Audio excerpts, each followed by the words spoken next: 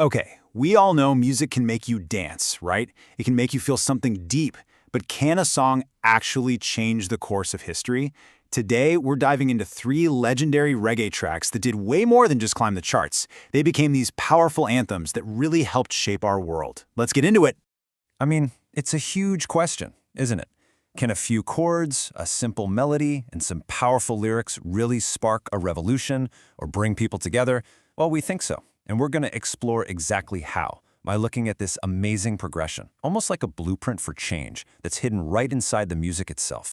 You know, every big change, every single movement in history starts small. It doesn't begin with a huge crowd. It starts with an idea inside just one person's head. It all begins with a single spark. And our first song is That Spark. It's Bob Marley's Redemption song.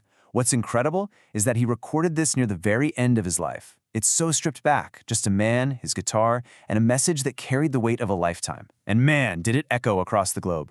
This right here gets to the absolute heart of the song's power. See, it's not your typical call to arms. It's actually a call to look inward. That famous line, emancipate yourselves from mental slavery, that's the crucial first step. The whole idea is before you can even think about changing the world around you, you've got to free your own mind first. That is the spark. So, once that spark of individual freedom is lit, what happens next? Well, a single spark can go out pretty easily, right? It needs to connect with other sparks to build a real flame. And this is how a movement grows, moving from just one person to the power of the group. For our second anthem, we've got another Bob Marley classic, but the energy is totally different. If Redemption Song was that quiet, intense, personal moment, One Love is like throwing your arms wide open and inviting the whole world in. And right here, you can see that second phase happening. The song's message is so simple, so powerful. One love, one heart, let's get together and feel all right. It just cuts through everything. Language, borders, politics. It takes that idea of inner freedom and blasts it outward, calling for a global community built on peace. This is the moment all those little sparks start coming together. But what happens when calling for unity and peace just isn't enough? Just look at this comparison. On the left, you've got that gentle, hopeful call from One Love. But on the right, whoa, something much more forceful. This is a critical turning point in our story, where the whole tone shifts from a plea to an absolute, unwavering demand. And this brings us to the final and most assertive stage.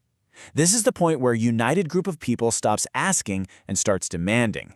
It's the moment that collective flame becomes a powerful force that can actually create systemic change. And the anthem for this stage, it doesn't come from Marley. It comes from his former bandmate in the Wailers, the totally uncompromising Peter Tosh. He wrote this song, Equal Rights, during a period of really intense political turmoil in 1970s Jamaica. And let me tell you, it is not a gentle request. It is a full-on declaration. Tosh's message is just crystal clear. He says, everyone is crying out for peace. Yes, none is crying out for justice. He's basically arguing that you can't have real peace without justice. It's impossible. So this song becomes the megaphone for the movement. It demands concrete action, equal rights, not just peaceful feelings. This is the fire demanding to be seen and finally reckoned with.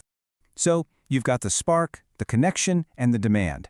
If you look at them separately, they're three incredible songs, but when you put them all together, they form this powerful narrative, a kind of timeless blueprint for how real, lasting change actually happens. And here it is, the whole progression laid out. It starts with freeing your own mind. That's the spark of Redemption's song. Then, that individual freedom connects with others to build unity. That's the connection in One Love. And finally, that united group makes its powerful demand for justice with equal rights. This is the legacy, a three-step guide to changing the world, all set to a perfect reggae beat.